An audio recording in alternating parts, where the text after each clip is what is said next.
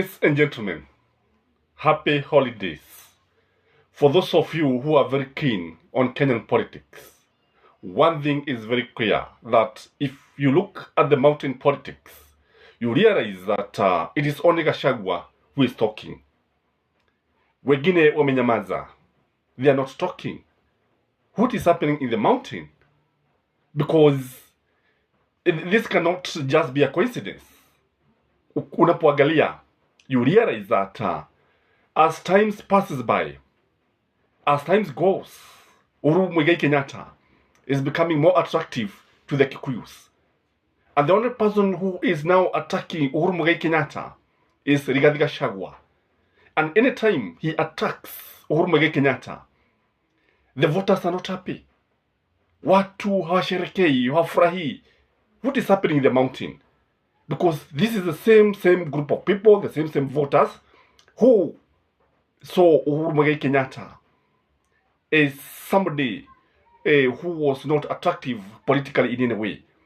Lakini siku hizi, wakati wowote Rigathi Gachagua anapoanza kuzungumza akijaribu kumkashifu Uhuru Kenyatta, wapiga kura anamwambia wewe fanya kazi. Tulikuchagua ufanye kazi, achana na Uhuru Kenyatta. Let Uhuru Kenyatta retire peacefully. It is very interesting. So what is happening in the mountain? Because what there is that what many people do not realize, especially the Gema nation, is that UDA is URP, United Ruto Party. No, United Republican Party. The Ruto Party was UDA. So these guys were so much attracted to UDA, and they went there partyless. They have no party of their own, because UDA is a Karachi party. UDA belongs to the people of the Rift Valley, specifically the Karachi nation. It is URP.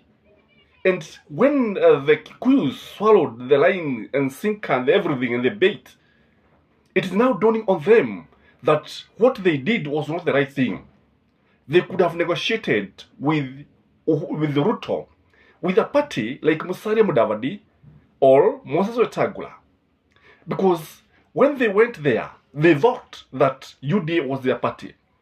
It has now dawned on them that UDA is not their party. One person was very vocal, Dedi Nyoro, is not talking anymore.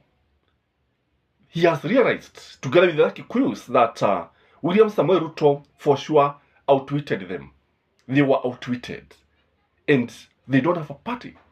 And that is why you see people like Kangata Wabarua, people like Dedi Nyoro, they are quiet. They are not talking.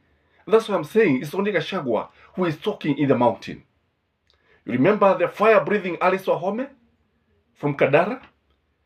The one who referred to Uhuru Kenyatta as an existential threat. Today, she's mute. She's not saying anything. Although she's a CS for water, I don't think that is the reason. Because, you know, she's one person who cannot be able to keep quiet just like that. She has to keep on talking just like any other politician. And we know these politicians.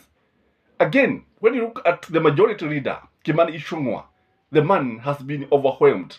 I don't know whether by the responsibility or the money that comes with the position. He's not talking. These are the guys who are talking about state capture. These are the guys who are castigating Uhuru Kenyatta and Raila Amolo Odinga. They are not talking. So, as we talk, there is fear and uncertainty in the mountain. There is imperfect knowledge about the future. Hawajui wafanye nini? And why is the situation? Why is there fear and uncertainty in the mountain? The following are the reason, in my view, why the Kikuyus feel uncertain in UDA. The first reason is because development projects have stalled. Talk of Mama Road, stalled. Talk of this road from Thika, the one that connects Thika through the forest to flyover. From the time Uhuru Kenyatta left the office, the road was abandoned. In fact, even the contractor is nowhere to be seen. He left the site. This and many other projects is what is making the Kikuyus feel that something is amiss. So, is not well in UDA. Again, they have also realized that even though Mount Kenya CS were, I think, 7, what William Samoei Ruto did is to checkmate each and every CS from the mountain with a courage for your information. And this did not augur well with the Kikuyus. They feel that although they would wish to have the freedom like the one that Mwai Kibaki gave his cabinet ministers, this is not the case with William Samoei Ruto. His CS don't have that independence. They don't have the free hand of doing what they want. They have to keep on looking over because the principal secretaries are from the Kalenjin nation. Again, they have realized that they don't have a party. So they cannot meet anywhere.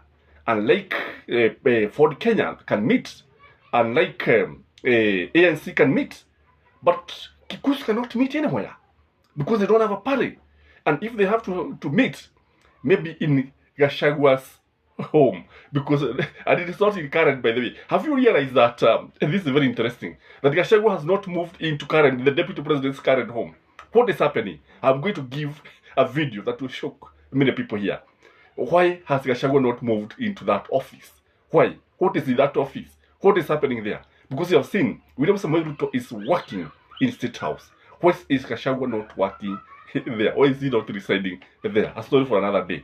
Again, the reason why there is uncertainty in UDA is because of business interests, especially in Nairobi. The Kikuyus are realizing that the UDA may not have the business interests of the Kikuyu nation. That is why you saw Sakaja coiling his tail when he was saying that the Matatus must leave the city center, the CBD. So the Kikuyus are realizing, after all, this is a Kalenjin government. This is not a government. And they are not happy about this. Again, there is this issue of Kalenjin dominance. They are dominating everywhere, every ministry, every tender. they don't feel, the Kikuyus don't feel comfortable with this.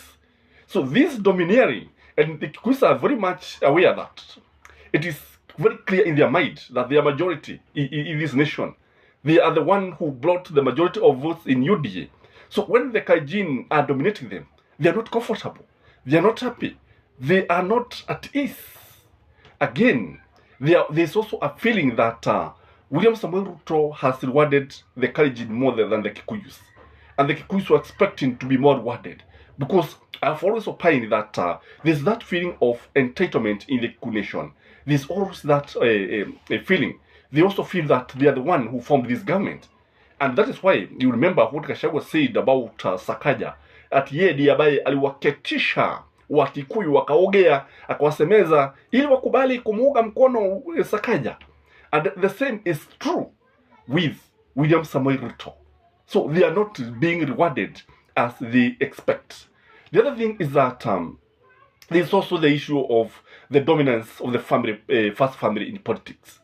The Chirine issue is something that many people are not comfortable with.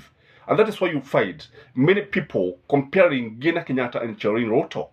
And people don't know what this lady is up to. This is something that is bringing out of uncertainty in the mountain. And they feel that it was better if they negotiated with William Samoei Ruto with their party, like the other people. The other thing is that this one is causing a lot of pain, by the way, and anger. The promise of the guaranteed minimum return, which has turned out to be hot here, is something that they are not happy with. The price of milk in the supermarket is very high. Lakini mkulima ananunua shilingi 30. But 1 liter in a supermarket, it is going at 120 shilling. Lakini mkulima anauza shilingi 30. Hili ni jambo, hiki ni kinaya, tuseme ukweli, ni kinaya, ni dhihaka. Na wanaona ya kwamba ni kama wanapojwa na serikali. Kwa sababu wanauliza, why is the government not guaranteeing minimum returns in coffee, in milk, everywhere?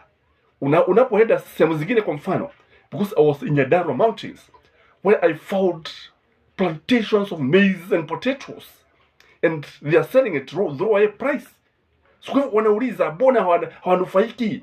Bona haoni faida ya UDA na ilikuwa wameahidiwa ya kwamba there will be minimum return guaranteed minimum return. Like now they're expecting. A farmer was telling me that he expects to sell milk not less than 100 shillings per liter. And I don't know what is going to happen. Again, there is also the issue of one man, 1 shilling, 1 vote.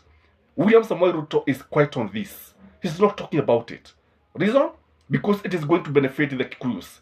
Because they're the majority.